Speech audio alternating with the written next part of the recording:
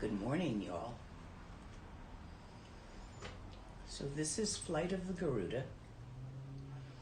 In the way we're doing this on Facebook, and with any luck it will be going out on YouTube also. If not, it will be there afterwards. If you have questions as they come up, type them in, and I will periodically pause in the text to answer any that have come up. For this, unless at the end I open it up to all questions, try to stay on topic. Dzogchen meditation, rather than every question you've ever had in the Dharma that nobody has ever answered for you. When we do just basic questions and answers, that's when we're going to address those.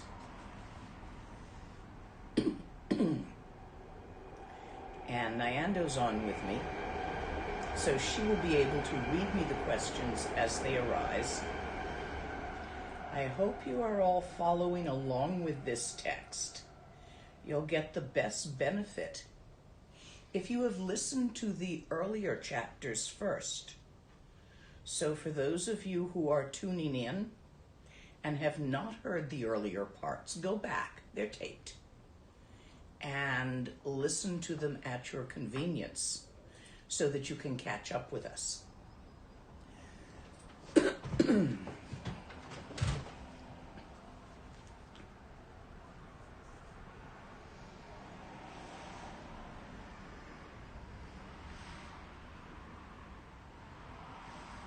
Shuku kuntuzong pogompo ye Dorji sempa garab dorji dang Shire singe bardu shin labdi Dedon mabzam tatatusum chi Dzogchen jupe lama la solwa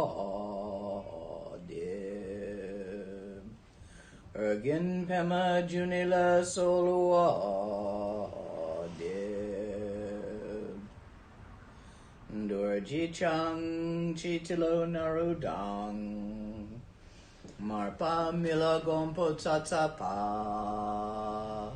Na pupadang palden drupa suk Kargyu lama namla solwa deb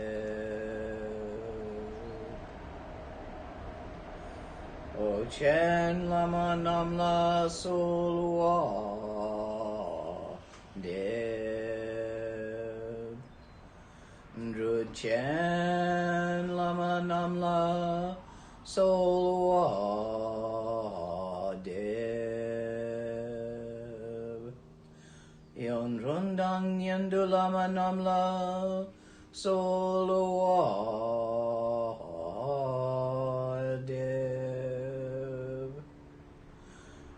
Hakondu Zhangdang Yerme Pa Gungarab Dorji Jintradpa Jetidang Nisume Pa Palamanam Chetente Chong.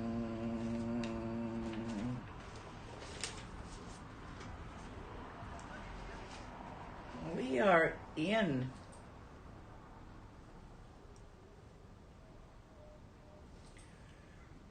We are up to chapter 5. Now, someone asked me the question yesterday, or the day before, in a teaching on the 3 words of Garab Dorji, how ignorance arose. How did we get into this position of being trapped in our own boxes, which make up our own versions of samsara? And that is what chapter 5 will address. But before we start on that, a small review of chapter 4. Find your mind. You know what I mean by this. The thinker of your thoughts, the feeler of your feelings, the perceiver of your perceptions. When you have a sense organ, an eye, a nose, ear, taste buds, yi, touch, you experience a sensation in your senses, which you interpret as a cup of coffee.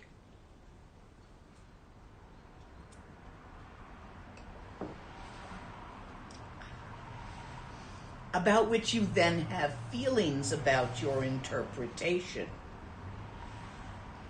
I am interpreting this as an excellent cup of coffee. It's cooled off a bit, but that is not bothering me. So I am experiencing pleasure. If I chose to be bothered by the fact that it's not as hot as it once was, I would be experiencing less pleasure. But actually, I'm interpreting it as absolutely perfect, not burning my tongue.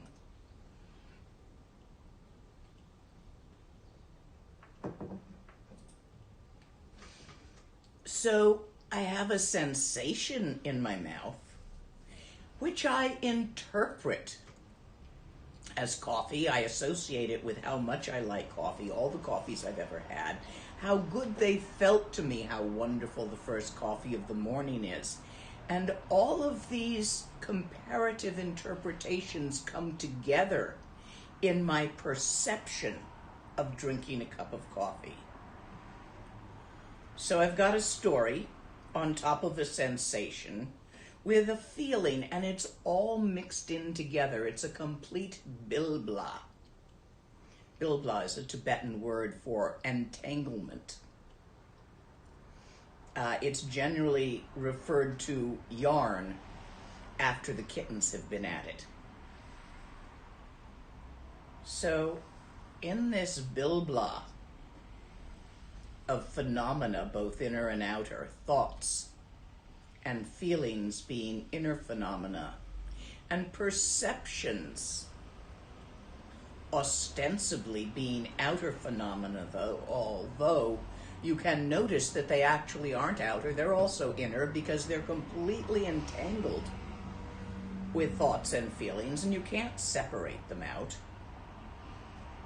So all of this entire bilbla called phenomena, who, where, what, is the experiencer of the experience. This is your mind. This is the definition of the word sem, mind. The experiencer of the experience, the feeler of the feelings, the thinker of the thoughts, the perceiver of the perceptions. Usually our attention is point-focused on phenomena, thises and that's. What we're thinking in the moment, what we're feeling in the moment, what we're perceiving in the moment. That's where we pay attention. Shift that. By intent. Use the tool of intent to shift your attention from phenomena to the experiencer of the experience. The seer. Rigpa. Mind itself. Mind. Open, aware, focused,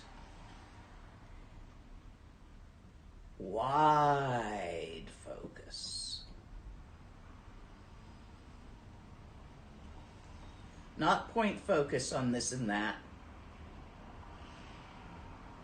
Wide focus on the indescribable, ineffable. Mind itself.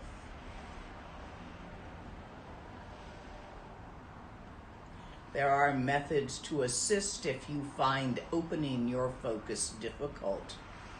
such as relaxing your eyeballs so your eyes aren't point focused.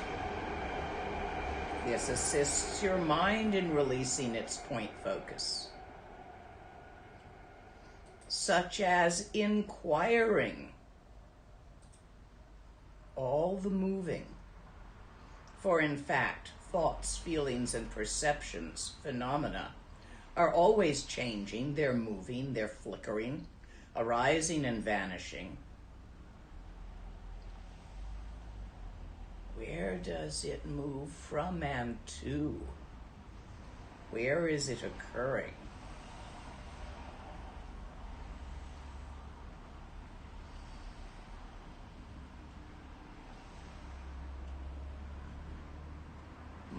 Mind looking.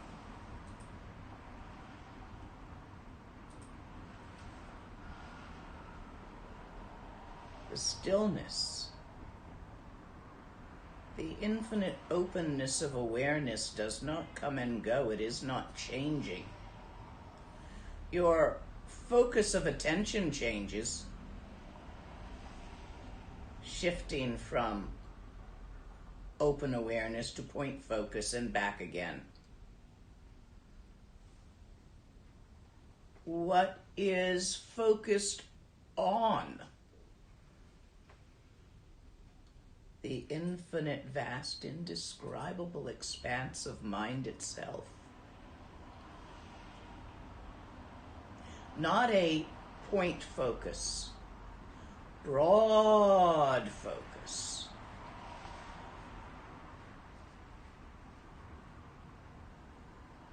That is unchanging regardless of what phenomena is arising and vanishing, what the dance of the moving does.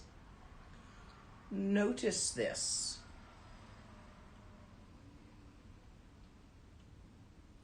In no way whatsoever is the nature of mind affected by samsara's negativity. From the first it was Buddha. Notice this beyond a shadow of doubt.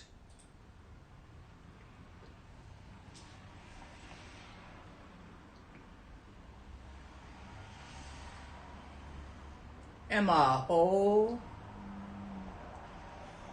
Again, my beloved heart sons and daughters, listen.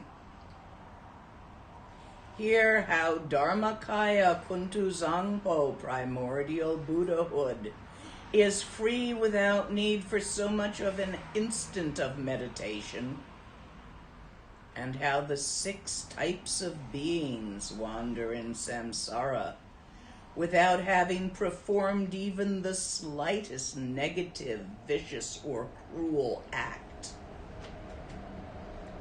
The 6 types of beings refer to the beings inhabiting the 6 realms. Samsara is as vast as life, as vast as living beings in all their various experiences. It is categorized by people so they can talk about it into 6 categories. God-ish experiences, formlessness, trance states, utter contentment. Even the gods of desire, which have desires which they are continuously able to fulfill, experiencing pleasure in the fulfilling of their desires. The realms of delight. And the realms of striving, of competition. The asuras, constantly seeking to find security of what they have acquired and to protect it, constantly chasing more, constantly losing what they have. That competition like a crab bucket, everybody climbing on everybody else's head. The extremeness of this, the Asura realm. And the human realm, which has the opportunity of language, the ability to express abstract concepts in some kind of language, not necessarily audio. Sonar of the dolphins counts. The patterns of speech in color of the octopi, should it be that they are expressing abstract concepts, they count as human. However, there is a negative side to this ability. It is the ability that allows methods of Dharma, methods of reaching freedom, to be communicated, so it's good. But it easily overtakes and entangles itself. You are all familiar with overthinking. Getting a problem caught in your teeth that has no solution and being unable to stop thinking about it. 2 a.m., can't sleep, can't shut up. You all know that one.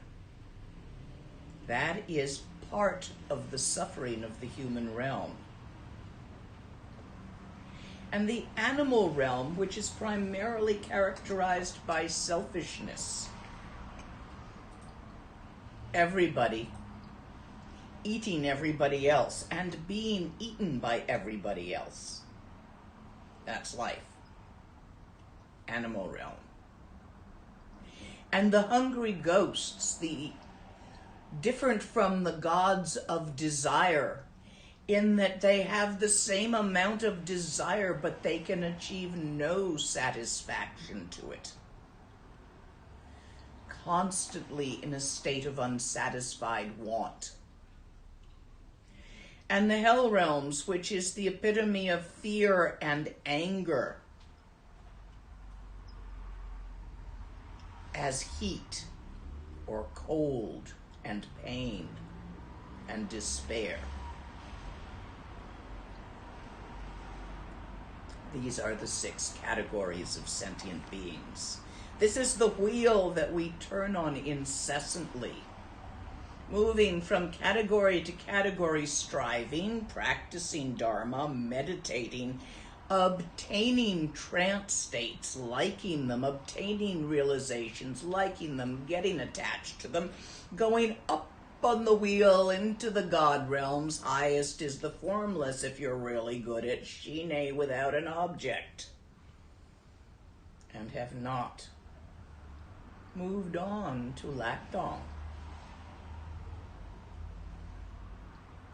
Being able to meditate but not to free. This is the trap of the gods. Understanding the circle, for as high as you get even into the formless realms, your realizations, your Rimé, your trance states, your very meditation had a beginning. You learned how to do it, and it began. Thereby it will end in Lam Rim, in Sutrayana, the first thing you've ever learned in the Dharma. Impermanence and death. You will die. Even the sun, our star, will die. All things that are born will die. All things that are attained will be lost. Every realization, every meditative experience, everything you get out of your practice, you got it, you're gonna lose it. Notice this, and do not cling to meditative experiences.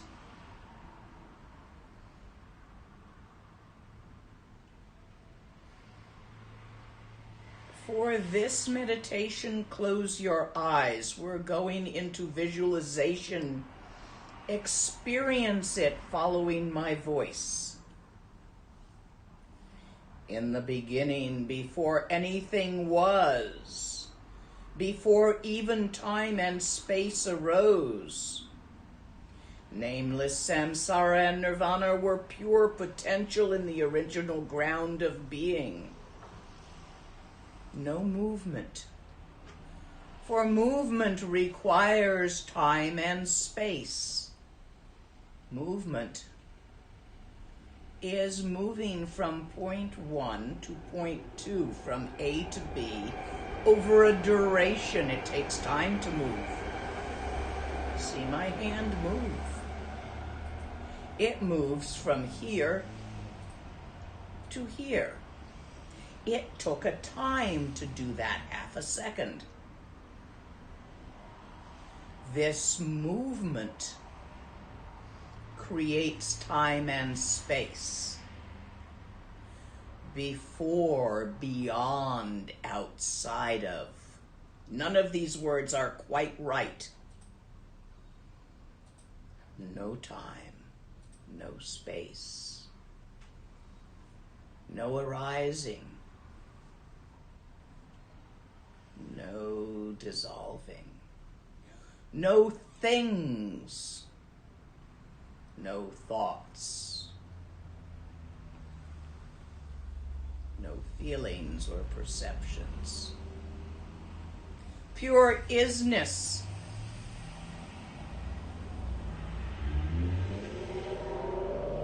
Vast and all-consuming and unknowable.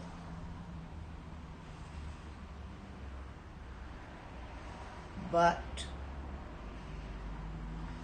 the seed of awareness, the potential of awareness exists in this, unactualized.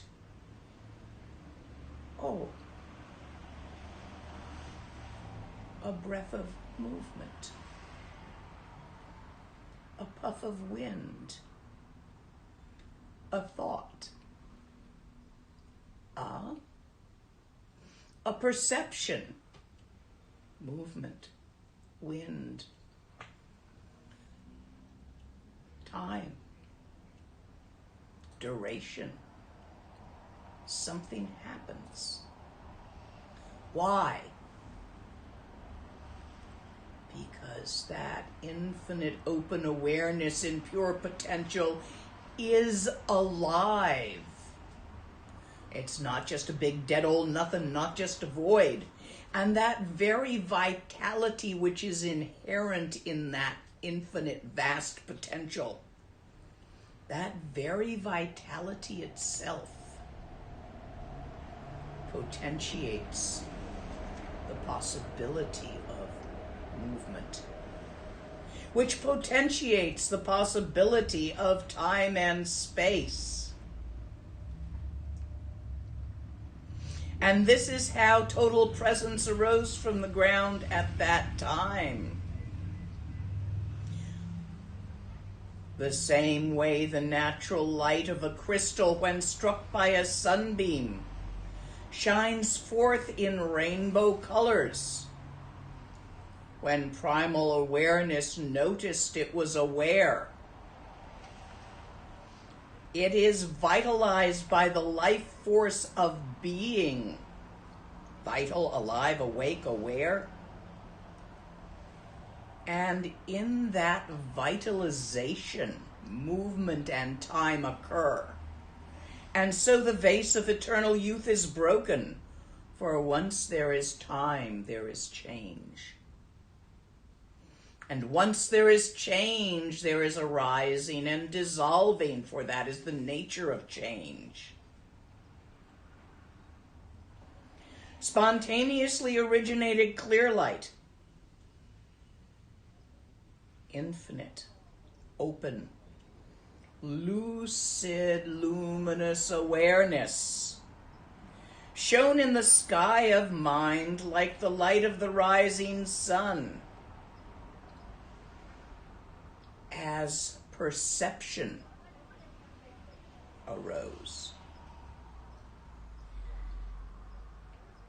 And Kuntu Zangmo in this moment recognized the perception as the spontaneous manifestation of innate vital awareness.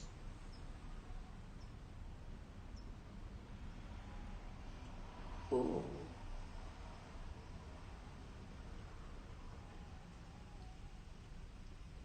The Pure Land being of primal awareness dissolves into the inner clear light. It is recognized.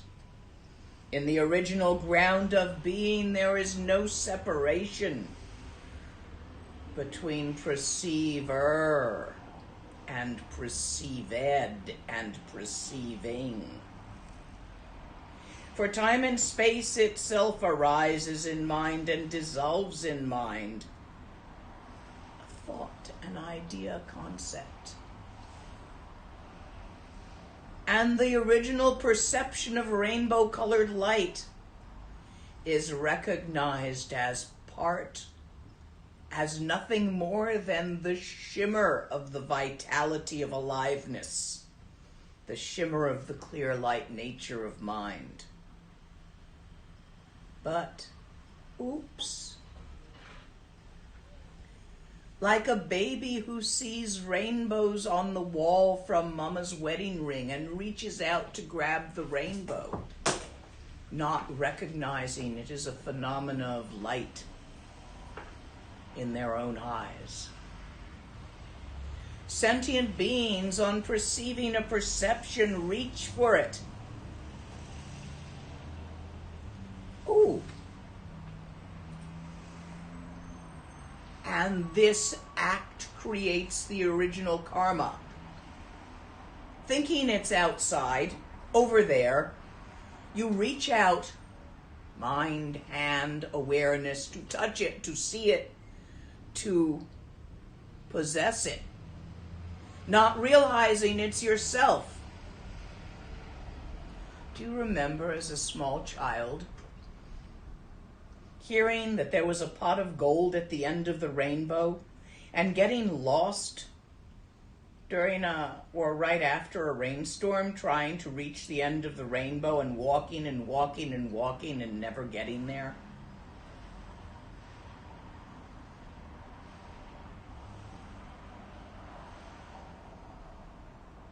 And Mama had to come take the car and drive all over the neighborhood looking for the missing 3-year-old who had wandered off to find the rainbow, thinking it was real and out there somewhere, without the understanding of how light refracts off water droplets in the air and is perceived by the retina and the eyes as rainbow-colored bands of light.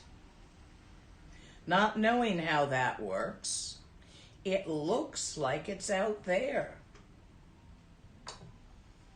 doesn't it? And thinking it's out there, I want it in here.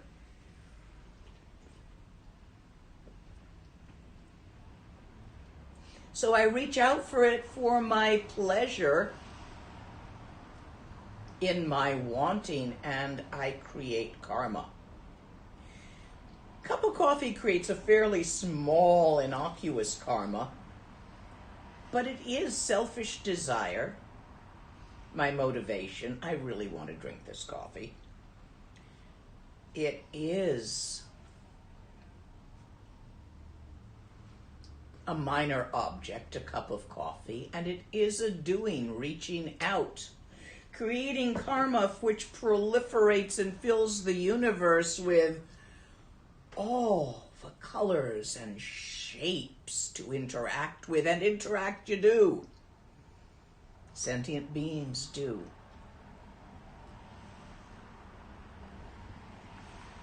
Dharmakaya kuntu zangpo kuntu zangmo understands in the instant of manifestation that the outer light of pure being is primal awareness. And so inner and outer do not differentiate. And so the original oops of duality does not occur. Once you have subscribed to duality, it is really hard to let go. Or maybe not. Maybe it's too easy. Although it says once upon a time, long, long ago, perhaps in a galaxy far, far away, this all occurs, that is inaccurate. This, which is outside of time, the vase of eternal youth in its completion, unshattered, is always present, and you have access between each moment. For all phenomena arises and subsides as thoughts, feelings, and perceptions, constantly changing, but between the moments of it, the potential not to grasp duality is always present. Being outside of time, it does not come and go. It's your mind, big mind, semyi, full mind as it is.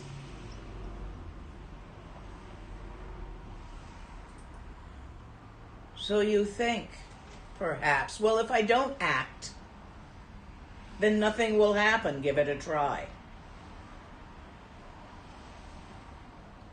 Your karma created in infinite lives of acting is still there, because your subtle subscription to duality is arising in each moment, as it does for sentient beings. To refrain from actions is an action. Even letting go is an action. And each action will create karma, and watch out for those God realms. We unenlightened beings, not understanding the nature of spontaneously originated appearance as our own natural radiance,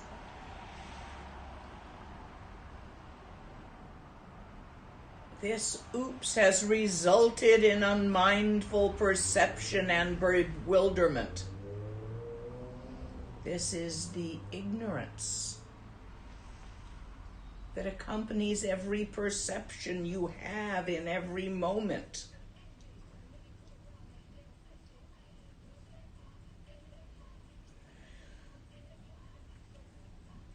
In the moment, the clear light and the appearances risen out of the ground of clear light are perceived as two. For example, you are looking at your mind, yes. You are looking at your mind. Oops, that's duality. You put it outside of you. You may be familiar with tawa from the 3 words that strike the heart by Garuda. And so we learn to find tawa and sit in direct perception of tawa. It's a doing. You're making a division.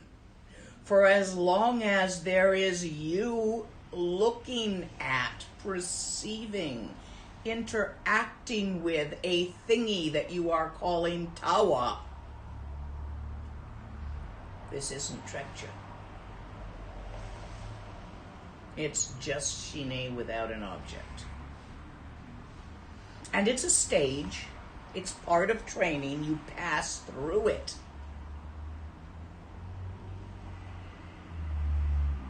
You pass through it to take your attention off All the things that dweeble and beep and light up and blink in color and distract you. But don't stop there.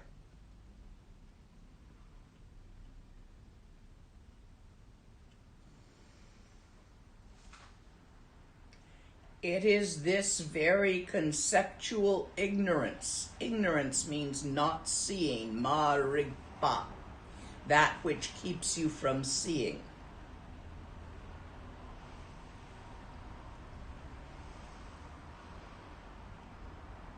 That which makes you believe in this and that. And even further, as it proliferates, you start believing that this and that are the way you think this and that are. And you even do it to Dzogchen. You think it's like this and that. And you believe the thoughts. You have thoughts about Tawa. You think it is infinite open awareness. And you grasp that idea and you try to make it hold still in order to stabilize your Trekchö. And it doesn't work.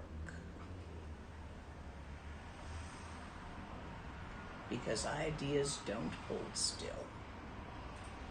Never have, never will. Perceptions don't hold still. Never have, never will. A perception requires a perceiver and a perceived. It's a doing.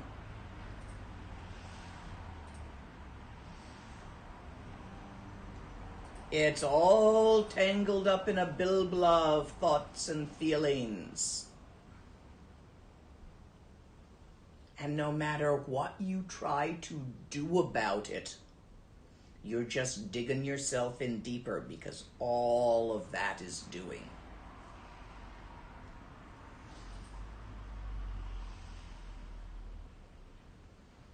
Thereafter, the potentialities of our experience proliferated with the gradual widening of the scope of our activity. The entire gamut of samsaric action emerged. Duality split into the three emotional poisons: desire, aversion, and ignorance, which themselves split into these 6 categories of human emotion, which themselves split into the 51 different types of human emotion, which themselves split into the 84,000 feelings felt throughout the universe.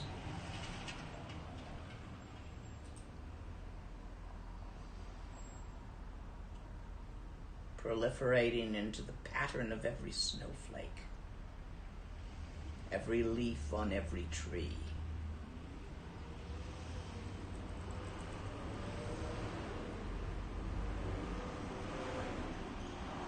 Since then until this very moment,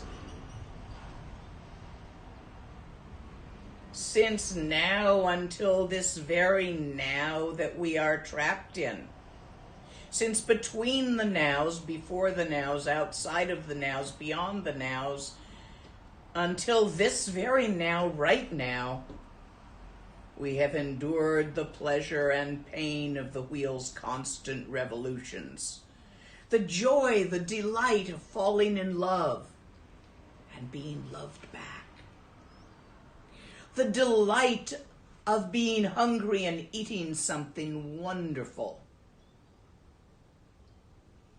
The delight of a good mood. The pain of being hungry with nothing to eat. The pain of depression and sadness, of loss and death. Round and round and round we go. Born and dying, grasping thises and that's and losing them. Winning and losing, joy and sorrow. We spin endlessly in this samsaric existence as if tied to a wheel.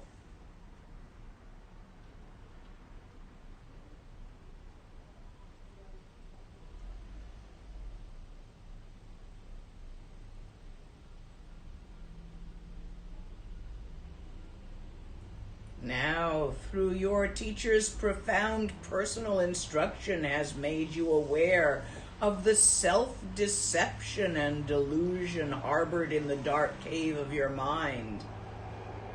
You have also glimpsed your mind as Buddha, as the totality beyond time and space.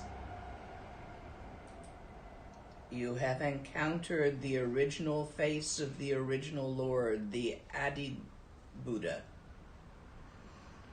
And you know that you possess in each moment the same potential as Kuntuzangpo. Contemplate this joy from the bottom of your hearts. There's a way out, but the way out does not get rid of in. Don't grab it. Don't grab enlightenment. Don't grab enlightened mind. Grabbing what you think is outside of you that you don't have is the original oops. Stop that.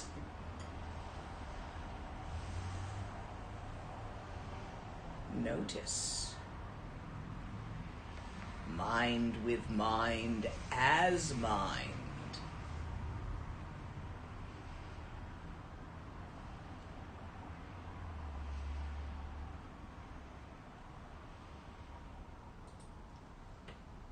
This was Song 5.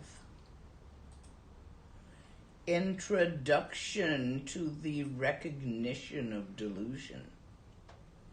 How did it happen? How do it happen? Because it's always happening. Every perception. You want to fix it. You're handsy little critters. You move it a little bit. I'd rather have it right there. Let's turn this a little bit so that the pretty things are facing the camera.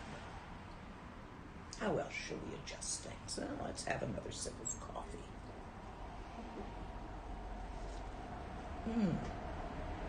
Frog. Maybe I'll eat one of my lozenges that soothes my throat when I'm talking. You see that?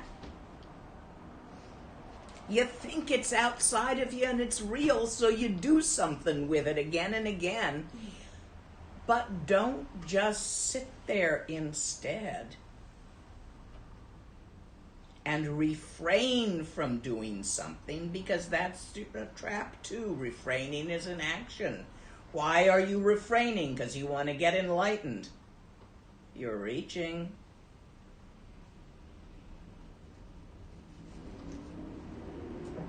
The nice thing about the Dharma is it has some really basic step-by-step instructions. And if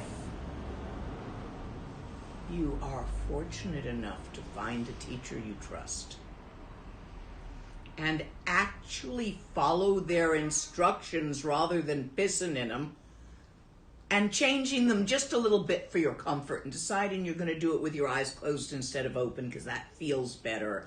And, well, maybe I'll try this or that. You know, if you just follow the instructions step by step without attempting to get anything out of them, following them in a relaxed and easy manner, even if enlightenment does not occur, you will still float from ease into ease.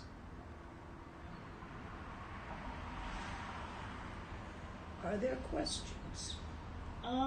Just a few so far. Maybe they're mostly enlightened this week. I don't know. Well, let's see what we have.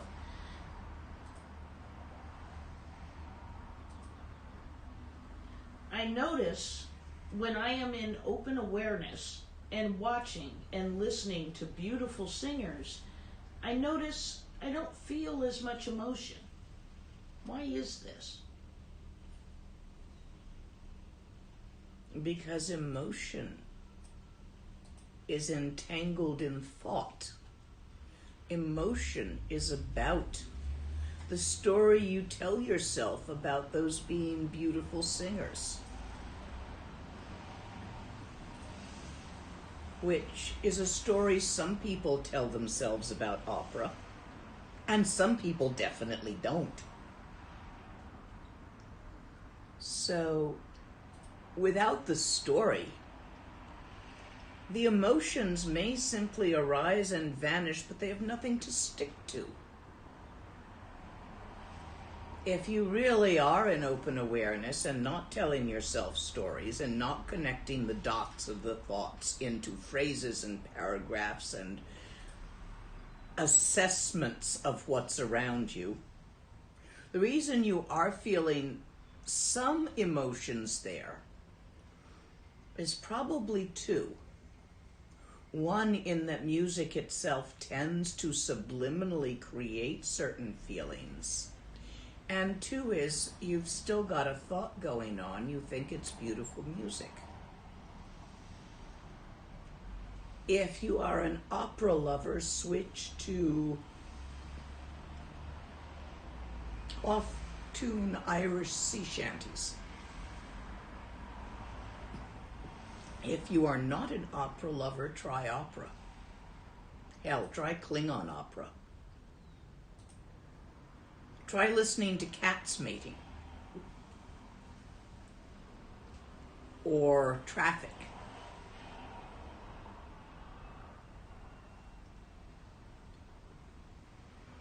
See what emotions arise there. See how labeling what you're listening to. See how the whooshing sound of a freeway and the sound of the wind in the trees sounds the same. And if you think it's freeway, you feel one way about it. And if you think it's wind in trees, you feel a different way about it. Story. Causing liking and disliking. Duality. Reaching for. Shoving away. There you go. Is Shine without an object? Is this Samatha Mahamudra?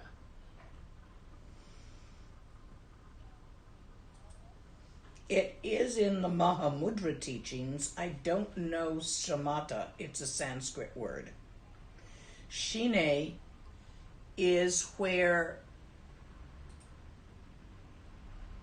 you focus your attention on tawa, on mind itself, which is not an object. Just that, without thoughts arising or feelings, just the clear, pure, empty, open stillness of Dharmakaya nature of mind. And you separate it from the arisings, the moving, the flickering, dweebling, sparkling stuff.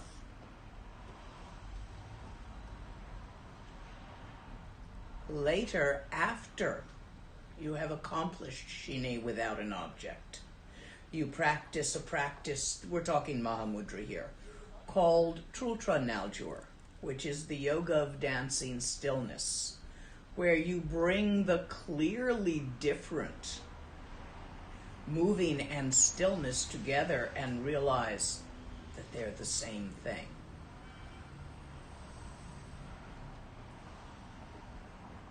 One person asked, what is the picture to your right hand on the table there? That illustration. That's an emotional mandala. I use it when teaching working with emotions, and we will also get to a chapter on that much later. So it's with my text.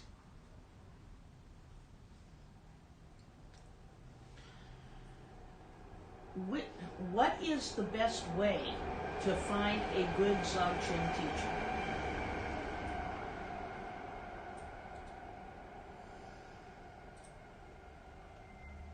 Listen to many Dzogchen teachers.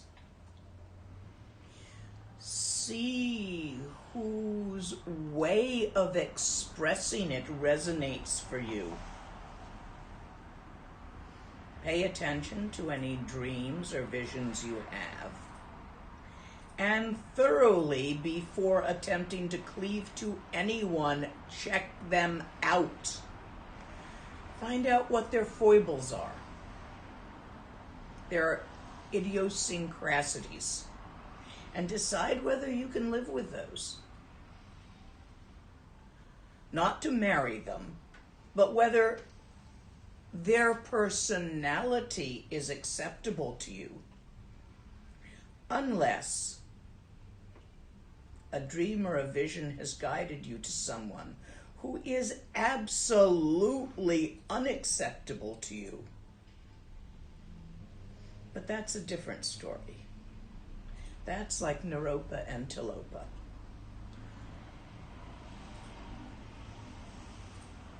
It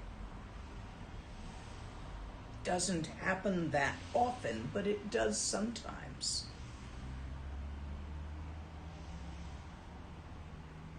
The more accepting you are of a vast range of personality idiosyncrasies. And yes, some teachers will screw everything with a hole in it, and some drink like a fish, and some eat meat.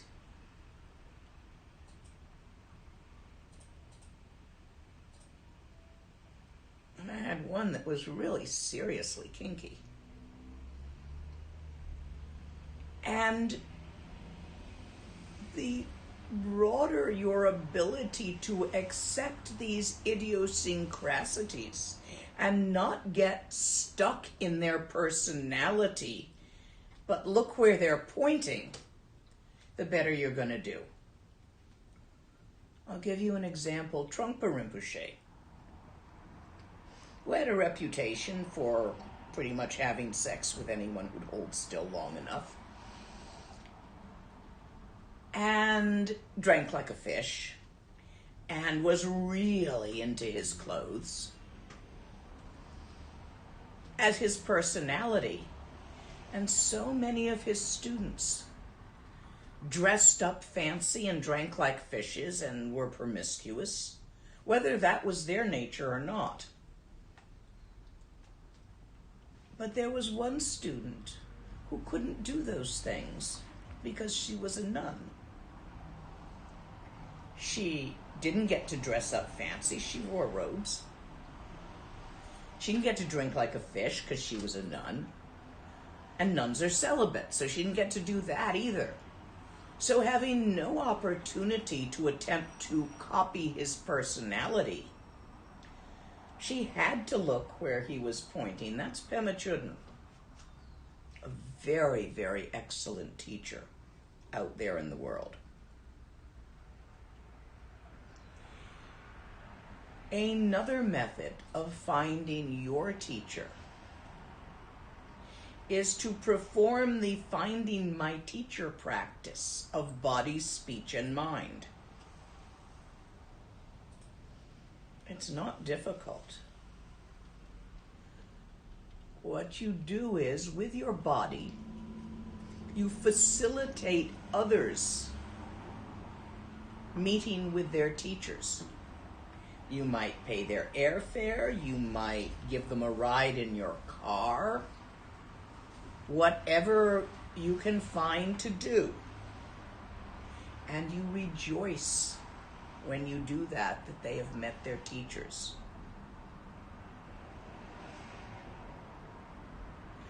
With your speech, you recite the archetypical teacher, Dzogchen teacher mantra, Om Ah Hung, Benza Guru Pema Siddhi Hung. a lot. And you pray out loud. Pray is not may I. Pray is a statement of intent. I will continue to search for the teacher that suits me. I will find the teacher that suits me. I will do everything I can to find the teacher that suits me, that has the ability to guide my mind into the true open awareness, undifferentiated between subject and object. You say it out loud. It doesn't work if you think it to yourself. You gotta say it out loud.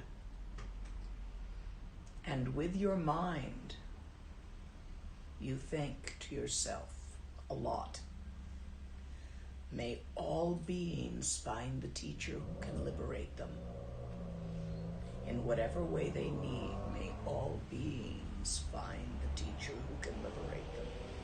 If you do this, you will create the cause for stumbling upon a teacher who is appropriate for you. But please check them out anyway. Don't just grab the first one you meet that seems to be making sense. Accidents happen that way. You don't want to be one of those accidents. Too many students and too many teachers badly injured by accidents of samaya. Don't pick one until you're sure you can maintain samaya with that personality. That doesn't mean you can't leave. You can think to yourself after having been with a teacher for a time, this is not working for me. I'm going to move on. That doesn't break samaya. But if you think to yourself, that teacher is a right idiot and I hate them, and they are terrible, that breaks samaya.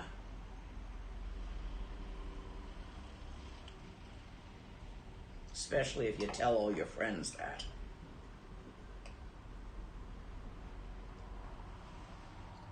So that's how you do it.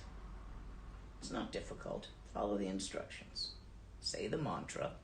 Perform actions to facilitate others meeting their teachers. And wish that all beings find the teacher who will liberate them. Works. Which is better to do?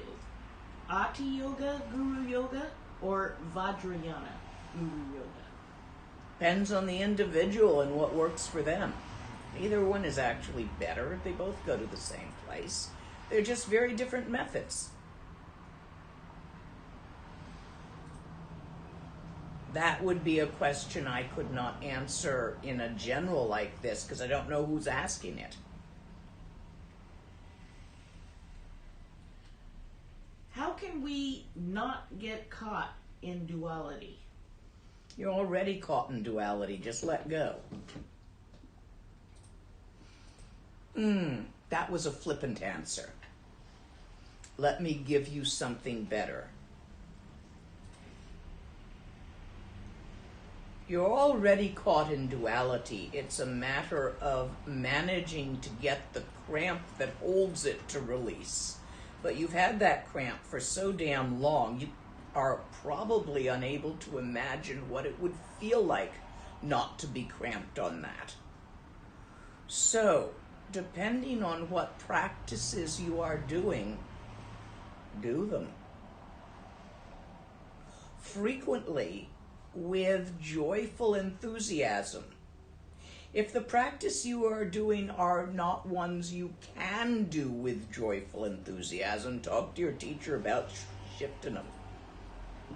Because that's how they work better. For example, the first time I did the Extraordinary Nundro, I did it to be done with the extraordinary Nundro, because I wanted the good stuff that comes next. So I did it. Okay. And then I went to my teacher. I finished. Now give me the good stuff. And he looked me up. And he looked me down with an expression of great sadness on his face. And he said, "Oh, it didn't work. Do it again." The second time I really got into it. That is an amazing set of practices if you actually do them rather than trying to have done them.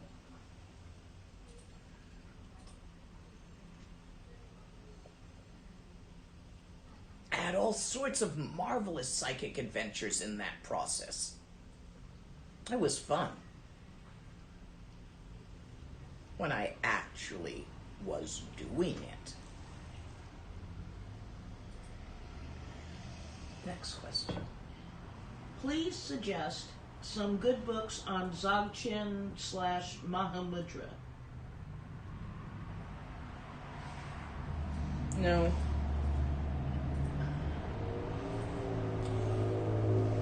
They don't work.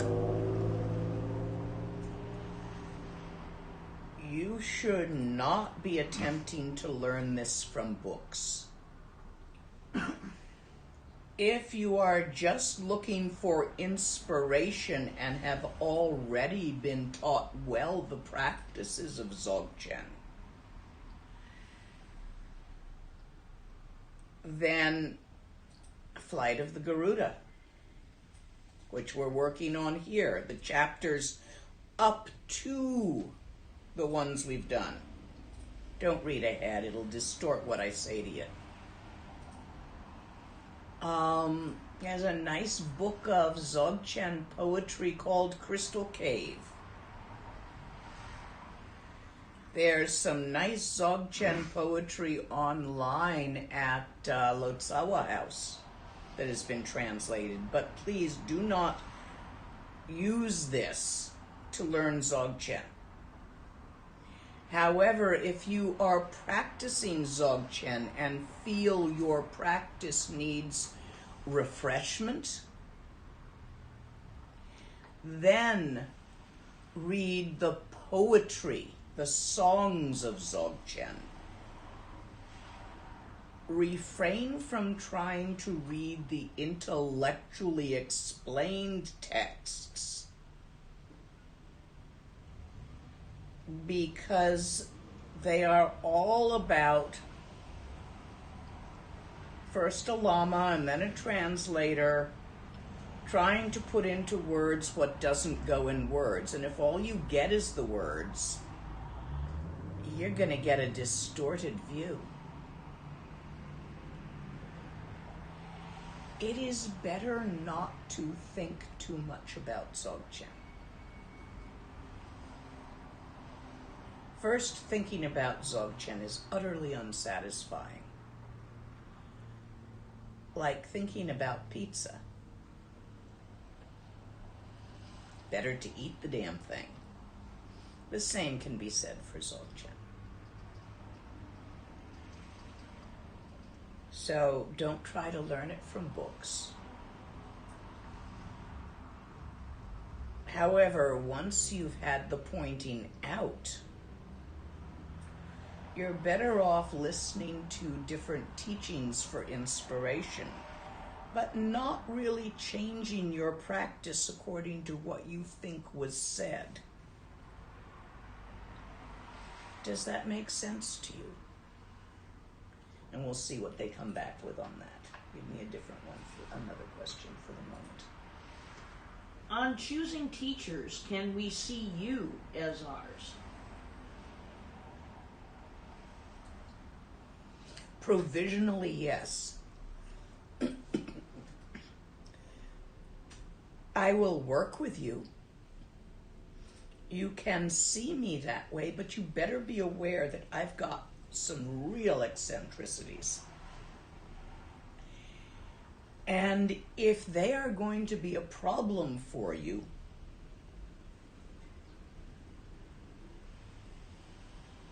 don't get too close. I'll work with you from a distance.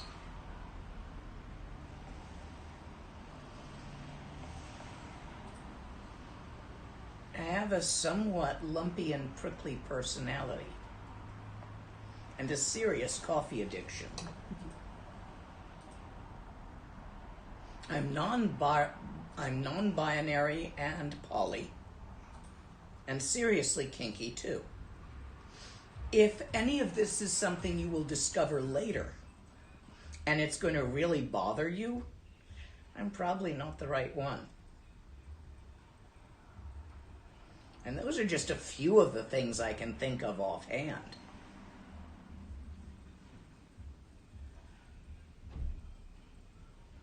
I'm sure there's more. I'm sure the fact that I am not very conversational or social. I'm just an old cave yogi. I've had a few people get really pissed off because I wasn't giving them enough attention, because I wasn't socializing with them enough. So if that's going to be a make or break for you, I'm not the right one. Think about it. I'm happy to be your provisional teacher without commitment on your side or mine until we see what develops. It takes a few years of getting to know each other. And I won't actually stamp on your little fingers clinging to the cliff with big boots until I know you better, because that freaks people out.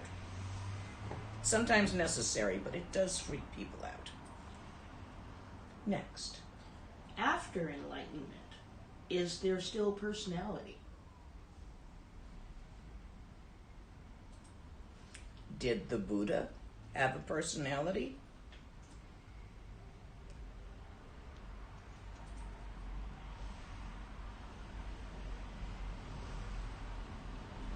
Appears so.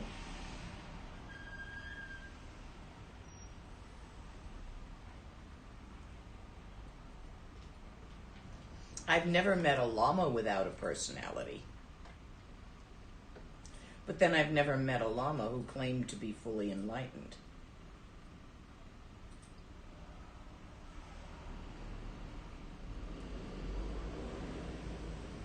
I did, however, receive a lovely question from Lama Yeshe which pertains to this.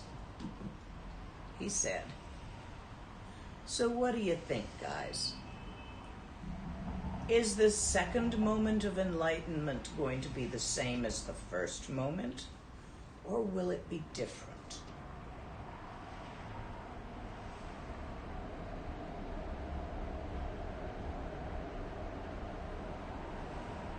Sometimes I really like Tibetan koans. Best answer I can give you on that is, try it and see.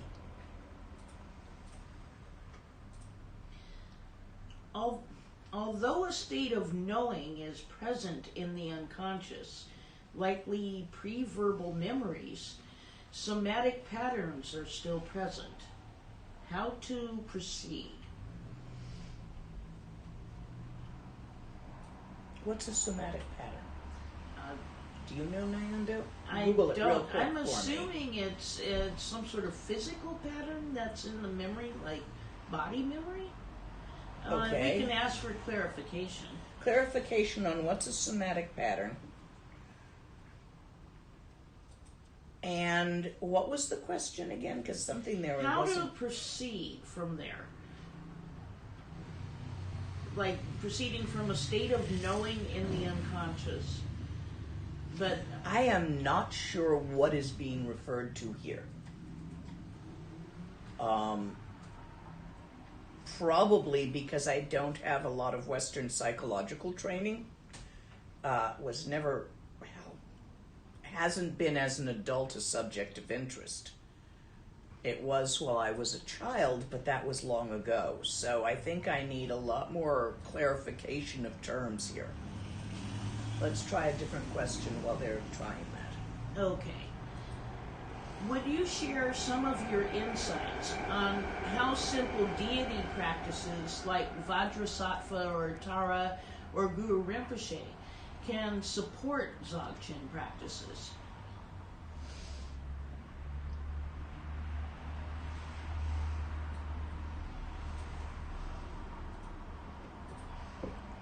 In the beginning, we have a tendency to separate the infinite, open, empty awareness of Dharmakaya from its innate clear light vitality called Sambhogakaya. And those two from the manifestations of that, the moving called Nirmanakaya. They're actually the same thing. However, Westerners, in my experience, more than Tibetans, have tended to be point focused on phenomena, Nirmanakaya, or go to the other extreme of open awareness, Dharmakaya, missing the innate vitality in the middle, Sambhogakaya. And it is actually necessary in Dzogchen. Usually we think we're a phenomena, a person, a thingy, looking at open awareness. Instead, shift your identification to the vitality of open awareness, seeing both open awareness and phenomena as part of that innate vitality. So experience yourself as Sambhogakaya. The symbol of Sambhogakaya are these archetypes, yidams. And Sambhogakaya, or rather yidam practice, I don't like the word deity, but practice with the archetypes, is very much practice with the light of clear light, the vitality, using symbols to point at the totality of nature of mind. It works on the unconscious.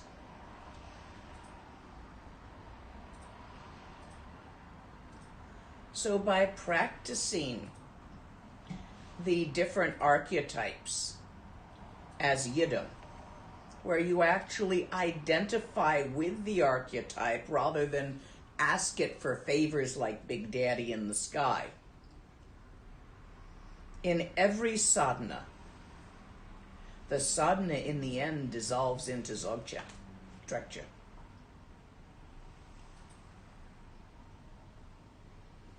And you get up from your sadhana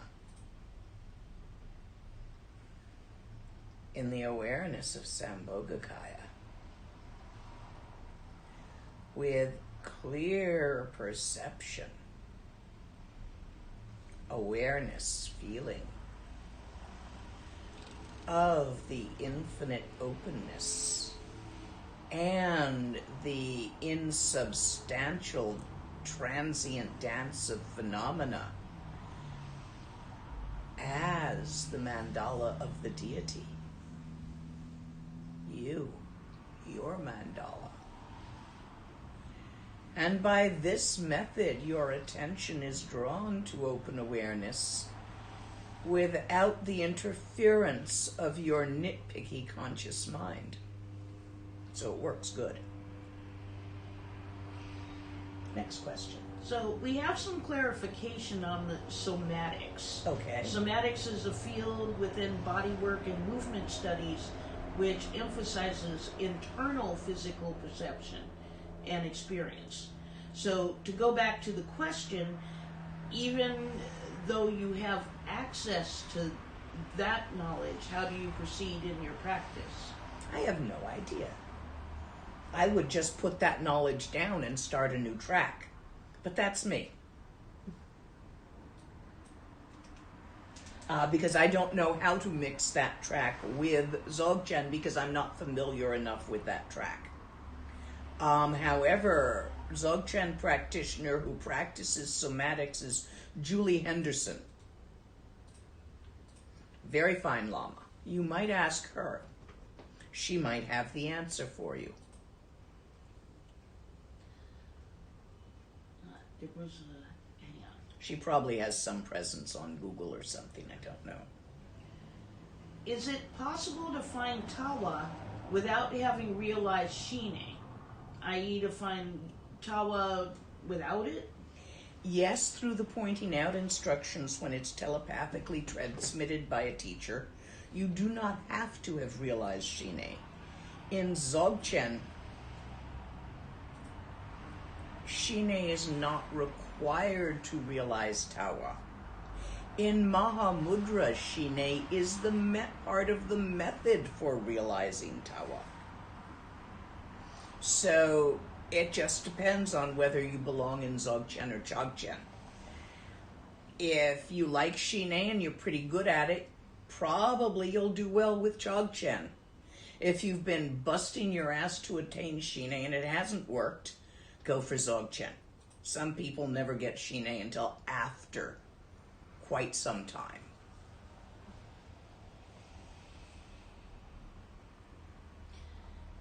When resting in Rigpa, I sometimes worry I'm not actually doing so.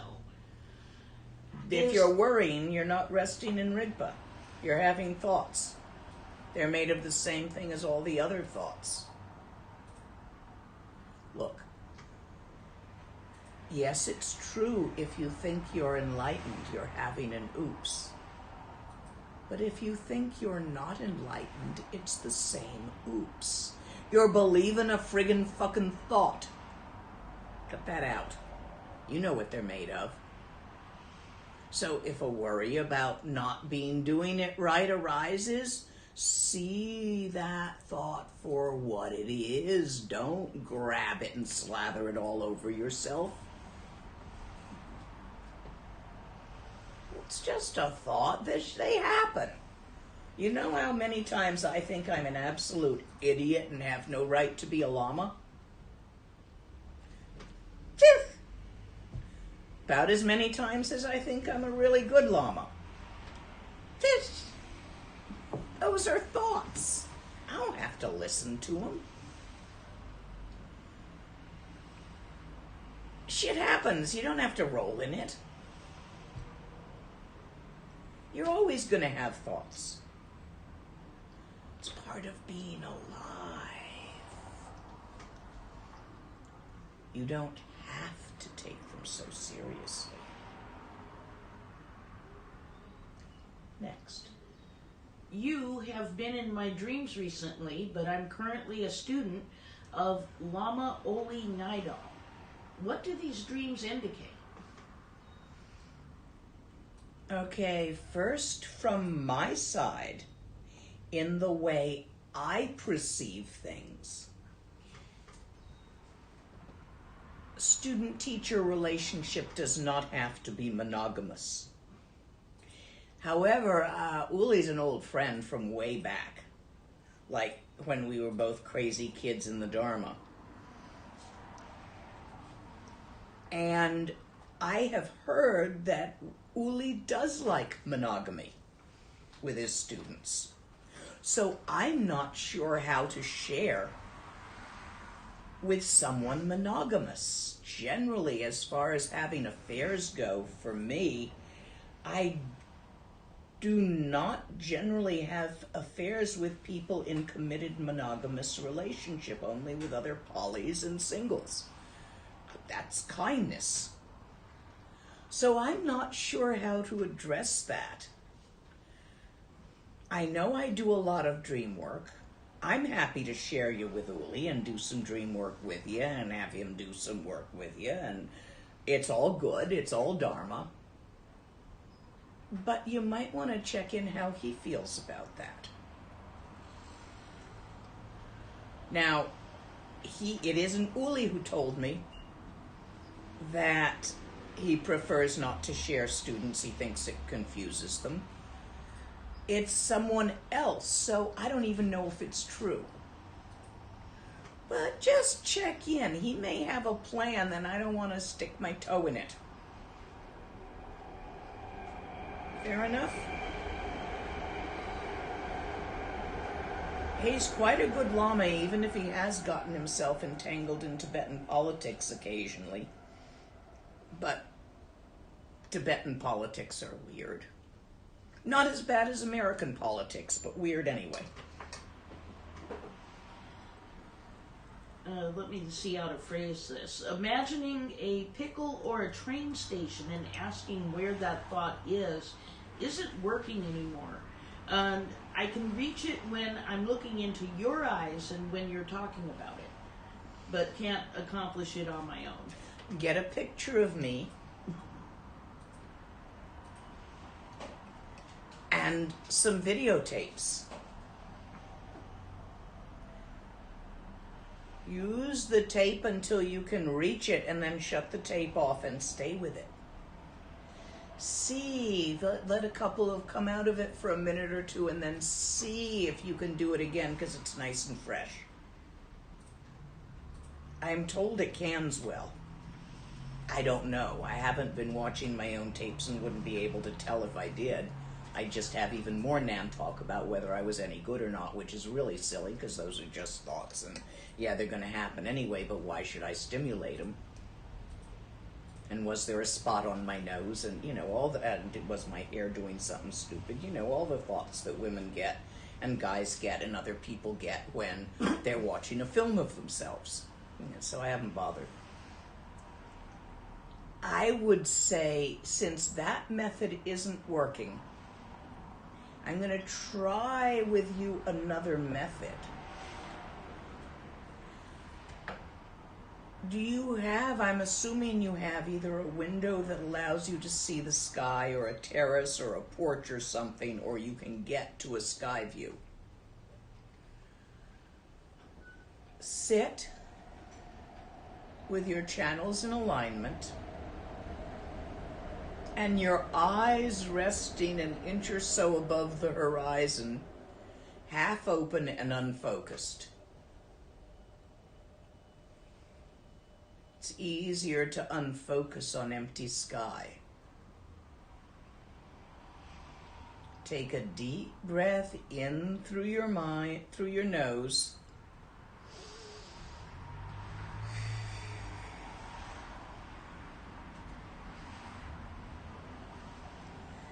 Exhale slowly like a sigh.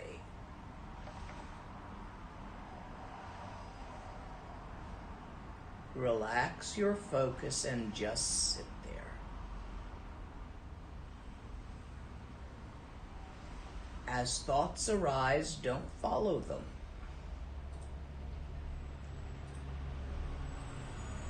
Let them arise and subside as they do.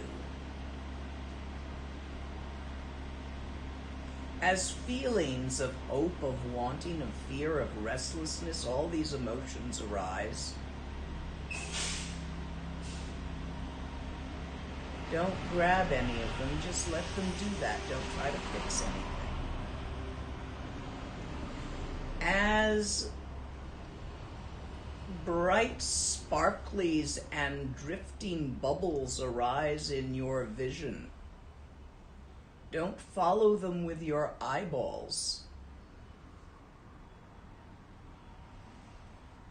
Don't try to catch a look at them. Leave them be.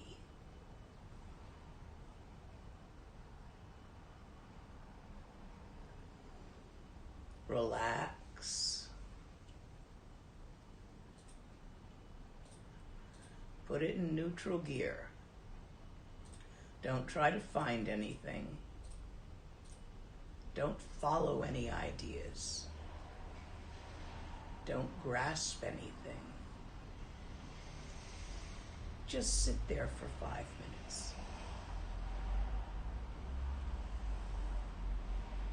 And then let's talk again. Try that a number of times. But you need to be able to have empty, open sky. If clouds drift in, that's okay. Don't follow them with your eyes. Don't make stories about what the patterns look like. If those stories arise, let them happen and let them vanish again. Completely relaxed mind. Just sit there. If I have an easier time letting go after smoking a bowl of pot, is that something that is fundamentally problematic? I don't want to have to rely on substances to relax my mind. And to some extent, that is a relying on substances.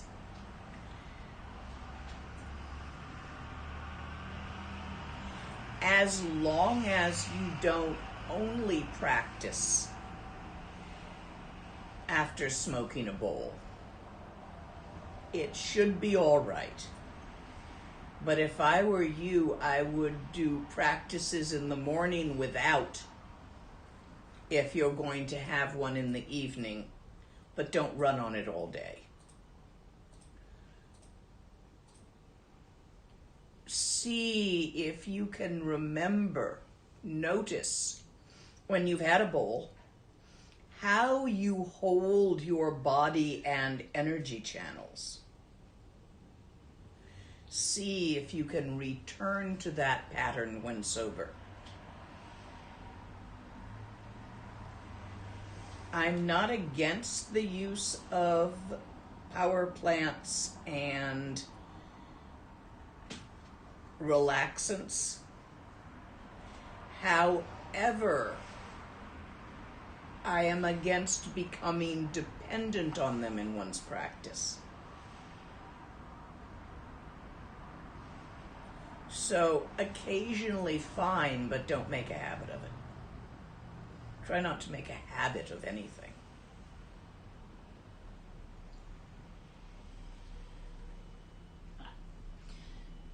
Are strange experiences or visions while meditating just an experience, or could they be something good or bad, auspicious or inauspicious? Mostly they are just an experience. Occasionally they are ways that your subconscious tells you something. For example, I discovered once, many, many years ago, while meditating, an illness in a certain part of my body.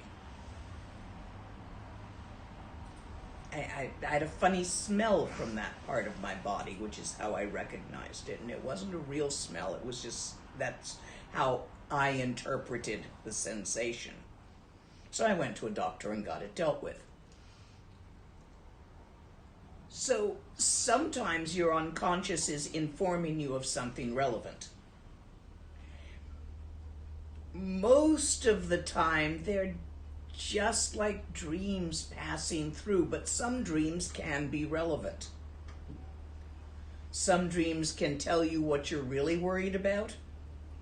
Some dreams can actually be communications and get teachings in them and with teachers. Sometimes the visions while practicing can include teachings from teachers. So there's not one answer, but mostly they're just nyams. Very few of them are more than that, but occasionally it happens. That's the best answer I can give. There's no like across the board one way or another. Is it possible to attain enlightenment without a teacher?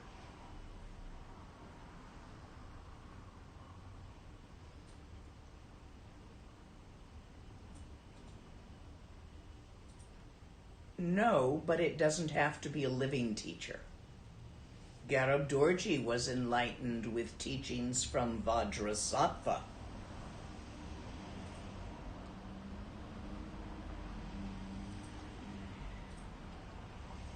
The Buddha, Guru Shakyamuni Buddha, was enlightened by his own efforts, as was Tongpa Miwo and all the ones before. So it is possible, but extremely rare.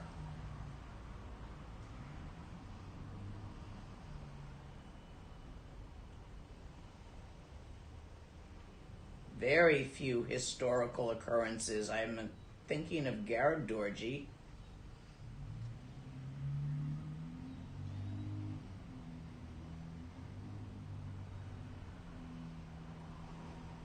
Guru Shakyamuni, a couple of the original Bon, Tongpa Miwo. I've got 3 occurrences in 30,000 years.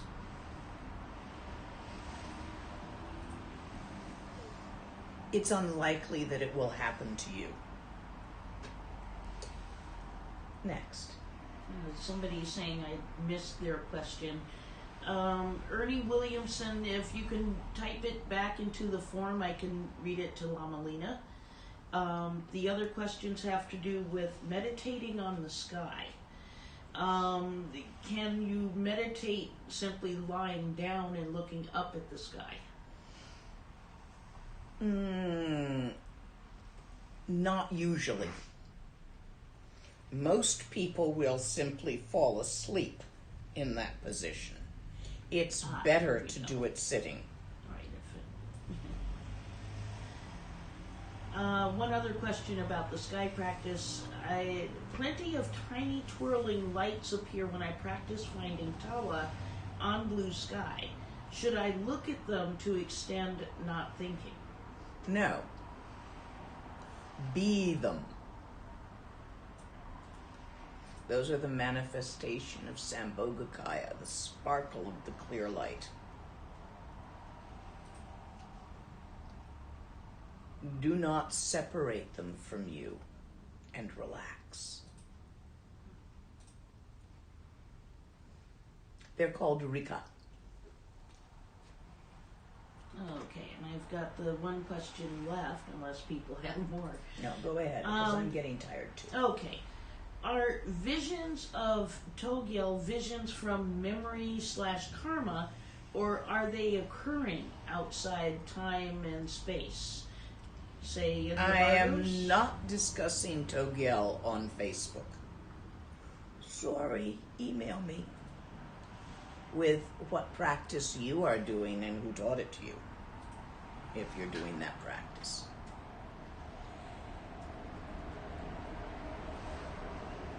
It is considered a secret practice. I'm willing to discuss it with you privately, but not to put it out here. Very few people in this teaching are in a position to make use of it. And that's it. Last Then we question are I complete have. for today. Y'all remember we're on Song 6 next time we get together. So practice. This is a teaching text. It's designed to be taught slowly over time. It builds on your practice as you follow along. Your practice now is to not grab and follow things you think are outside of yourself. Your thoughts. See, we don't say, I am my thoughts. We say, I have thoughts. There's you and what you're thinking. You're disassociated. There's you and what you're feeling. You have feelings. You have perceptions, rather than you are a clump of thoughts, feelings, and perceptions continuously changing through time, interacting with phenomena and being changed by it. There's nobody in there.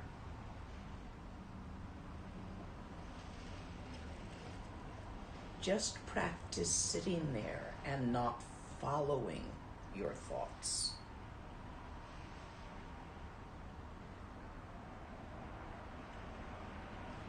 Not pointing your focus at what you're feeling or perceiving, which is why I don't want your eyes following the little sparklies in the sky. The Rika, don't follow them. Don't try that. It will just distract you. They're a phenomena, a visual phenomena. You see them. Your eyeballs are having a sensation. And you're thinking about it, wondering about it, feeling a bit of an attraction to it, wanting to do something with it. Don't. Just leave them be. And relax. With your channels in alignment. Without constantly describing everything you're doing to yourself in words and nattering on at yourself. Just shut up and sit there, relaxed, and rest from your pursuit of happiness. Just a little break, a few times a day.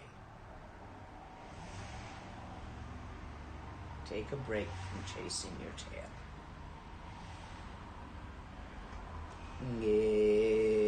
Gewandir nyurdudal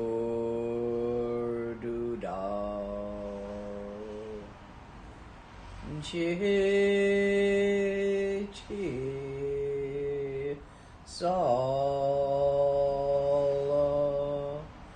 go.